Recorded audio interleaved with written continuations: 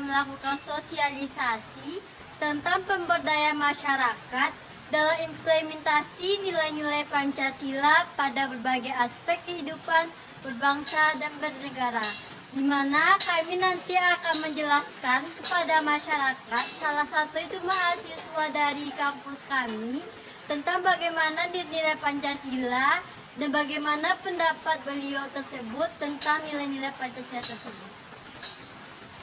Kenalkan, nama saya Aisyah Fitri Ramadhani dengan NIM 234110588 dari kelas 1A, Prodi D3 Kebidanan Padang. Perkenalkan, nama Giva Afrelia Putri dengan NIM 2341602 dari kelas 1A D3 Kebidanan Padang. Perkenalkan, nama saya Hazilia Azahra dengan NIM 2341063 dari kelas 1A Prodi D3 Kebidanan Padang. Perkenalkan, nama saya Ismira Sadia dengan NIM 234110605 dari kelas 1A dengan Prodi D3 Kebidanan Padang. Perkenalkan, nama Salsa Sosabila Bandi dengan NIM 234110620, Salsa dari kelas 1A D3 Kebidanan Padang.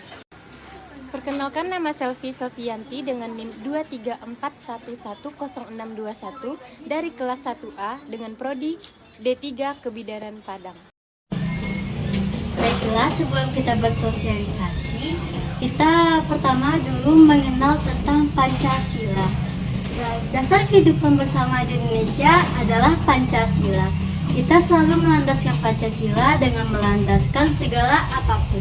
Tetapi, apakah kalian berpikir untuk mengganti Pancasila dengan yang lain?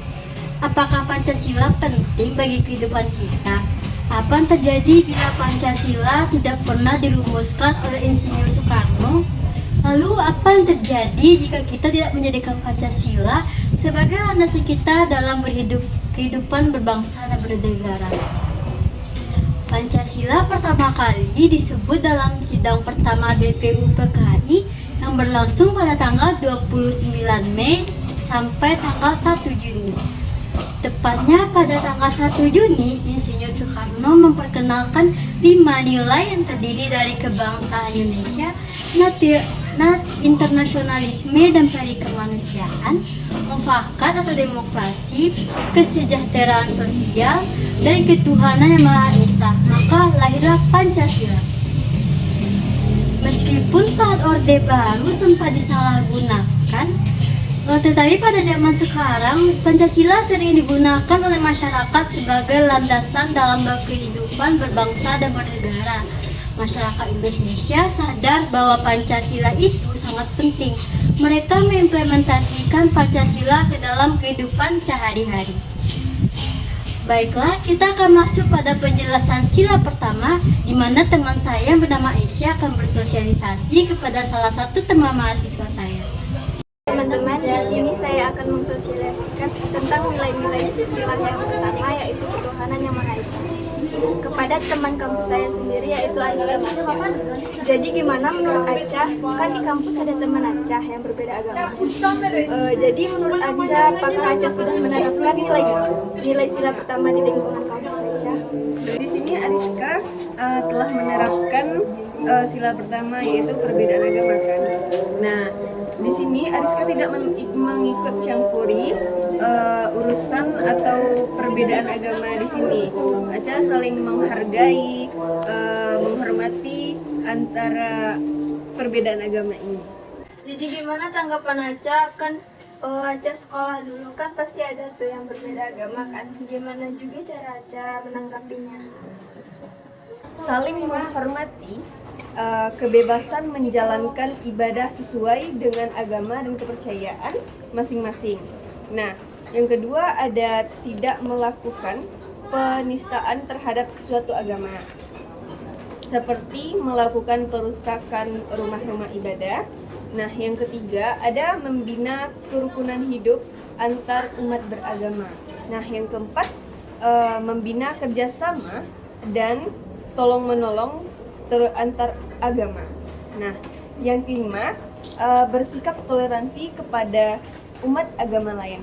Baiklah teman-teman, di sini Selvi akan mensosialisasi tentang pemberdayaan masyarakat dalam implementasi nilai-nilai Pancasila pada berbangsa dan bernegara.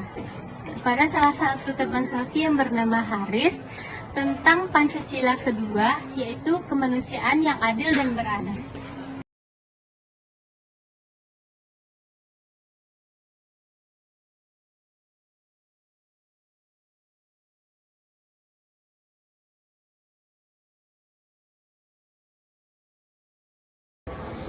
Baiklah Haris, di sini Selvi akan menjelaskan tentang Pancasila, yaitu sila kedua. Sama-sama kita ketahui, sila kedua itu kemanusiaan yang adil dan beradab. Sila ini berhubungan dengan perilaku kita sebagai manusia. Salah satu contohnya, memperlakukan manusia dengan harkat dan martabatnya, tidak semena-mena kepada orang lain, menghargai dan menjunjung tinggi hak asasi manusia, mengembangkan sikap saling menghormati, dan membantu dalam keadaan kesulitan. Jadi di sini Selvi akan menanyakan atau bagaimana pendapat Haris tentang sila kedua ini dalam lingkungan Haris sehari-hari. Kalau pendapat Haris, kalau di lingkungan Haris kan di lingkungan kerja, jadi ada bos dan karyawan. Kalau kita menerapkan sila kedua itu,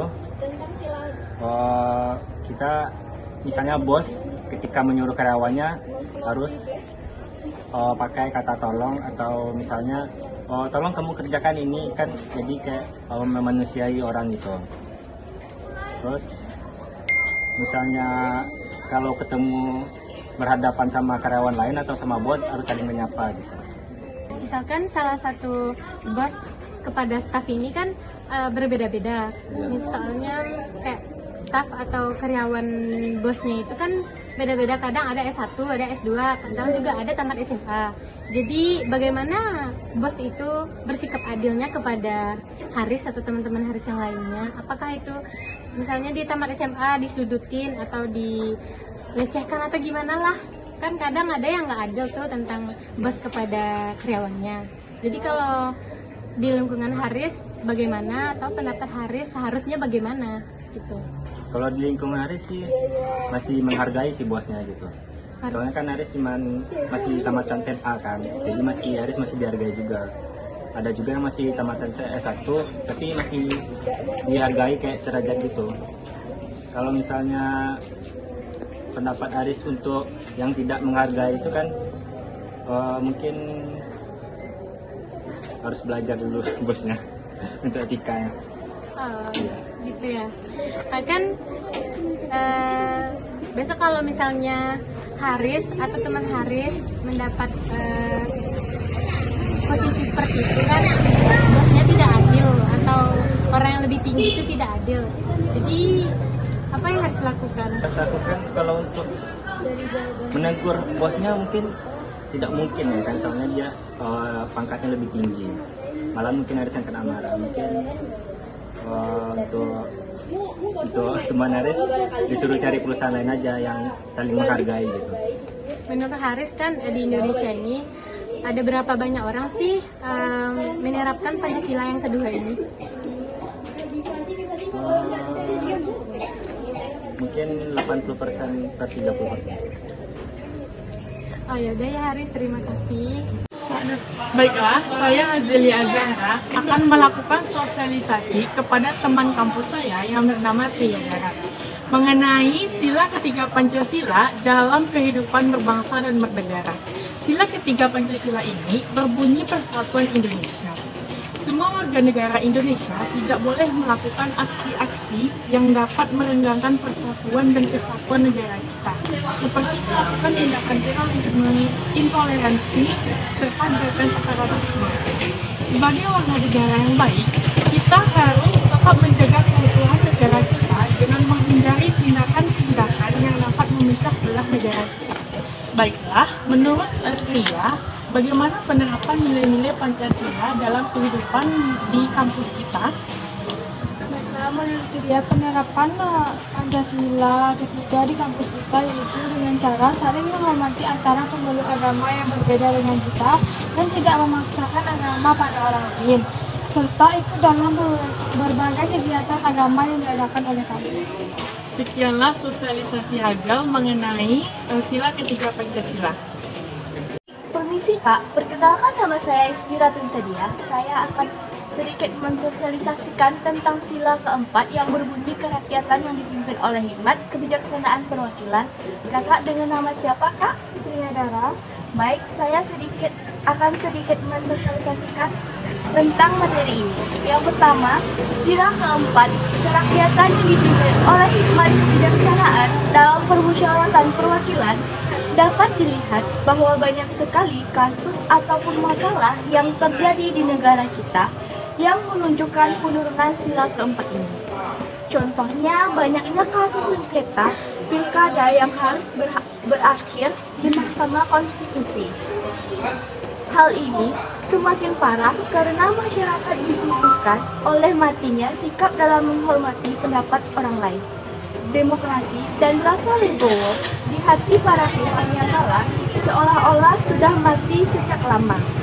Sebagai warga negara, kita harus menghormati segala keputusan yang telah dirugikan bersama.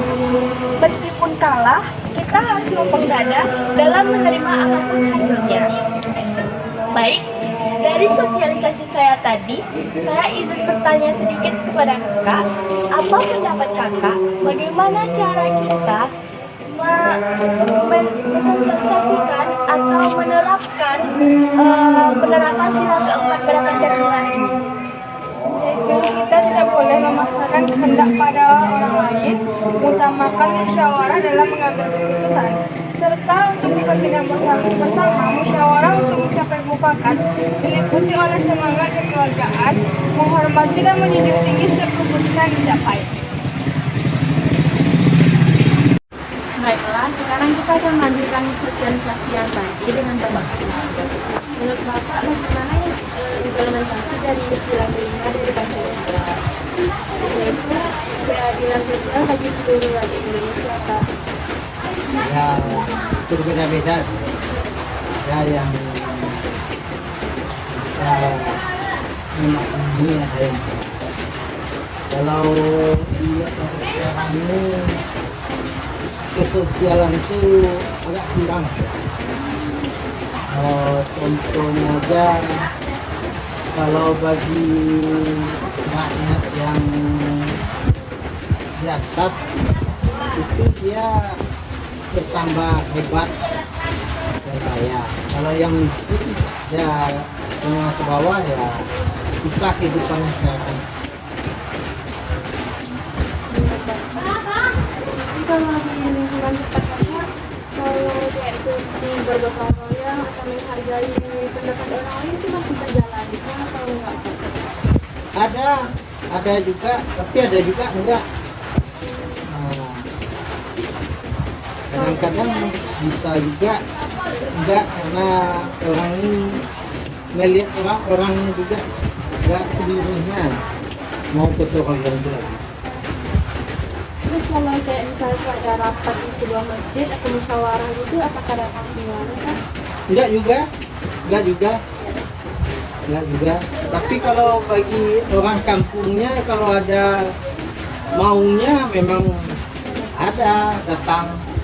Contoh saja kemarin ini ada caleg dari salah seorang, saya nggak mau menyebutkan namanya ya. Salah seorang dari mereka wakil ketua DPRD provinsi.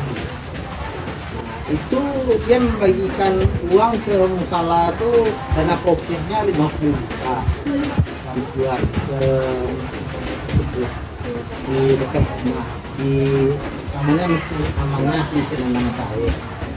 Itu rame-rame dia ke bondong-bondong tuh deh datang. Tapi kalau enggak sepi masjidnya. Yang kan lirik remaja aja nggak datang kan.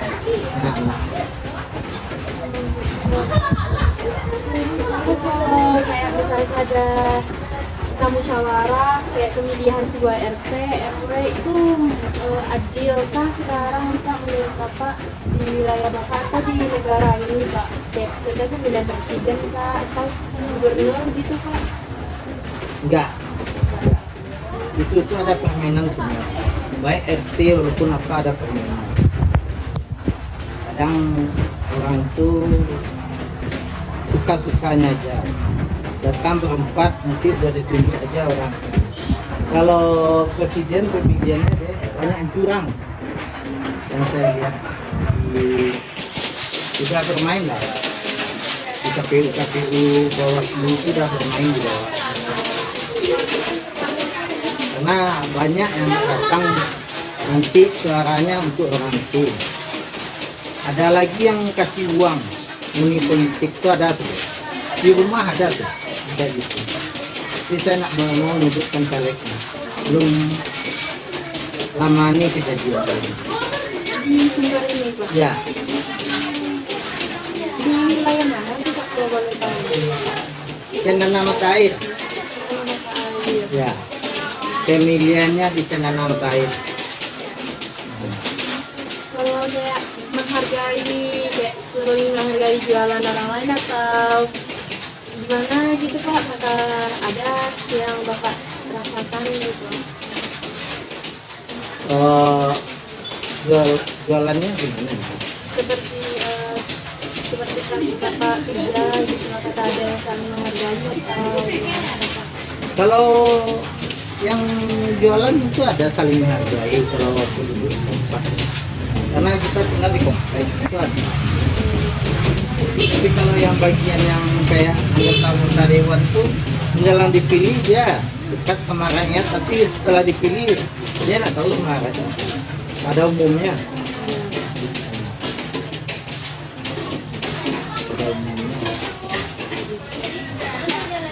Terima kasih Pak sekian dari implementasi dari Pak Firdaus. Assalamualaikum warahmatullahi wabarakatuh. Baiklah Pak, di sini kita akan bersosialisasi ke Bapak tentang sila kelima Pak. Sila kelimanya yaitu keadilan sosial bagi seluruh warga Indonesia. Sila kelima ini dapat dilihat bahwa tujuannya adalah agar seluruh warga Indonesia mendapat kesejahteraan dan keadilan yang merata. Seluruh warga Indonesia berhak mendapatkan kehidupan yang layak, penghormatan, serta kami yang berlindung dan keamanan serta hukum yang seutuhnya Pak. Menurut Bapak, penerapan sila kelima di Indonesia udah terlaksanakan dengan Bapak nggak belum Pak? Contoh kayak gotong royong. Sudah dilaksanakan. Contohnya kalau di kampung sini namanya kan kampung penjernihan. Jadi kami melaksanakan gotong royong sekali bulan atau 2 kali. Diumumkan di masjid dulu sama RT, terus besok kita gotong royong bersama di lingkungan masing-masing atau mulai dari di pekarangan rumah sendiri. Kalau menghargai pendapat orang lain di sini kan? Iya, kami sangat menghargai pendapat bersama gitu. Soalnya berbeda pendapat tuh nggak apa-apa. Mau terserah mau pilih apa, mau pilih itu, mau pilih ini, terserah aja. Berarti di sini udah saling menghargai ya Pak sama keadilan? Iya, sangat saling menghargai. Soalnya kalau di sini kayaknya masuk nyaman lah gitu warga. Iya Pak. Saling menghargai, saling silaturahmi. Kadang-kadang kalau ada yang sakit ditengokin bersama-sama, kalau ada yang meninggal, ada yang kecelakaan terus ditengok bersama-sama, mengadakan wirid kayak pengajian. Terima kasih Pak sosialisasinya. Ya, sama-sama. Ya, Pak. Lagi Pak akhiri ya Pak. Iya. Assalamualaikum warahmatullahi wabarakatuh. Dari hasil sosialisasi kelompok 2 kami tadi, beberapa masyarakat percaya bahwa mereka sudah menerapkan 5 nilai Pancasila di kehidupan berbangsa dan bernegara kita tersebut. Namun beberapa masyarakat ada pula yang merasa di negara kita ini belum diterapkan atau kurangnya penerapan nilai Pancasila dari 5 sila tersebut. Mungkin sekian dari sosialisasi dari kelompok 2 kami. Wassalamualaikum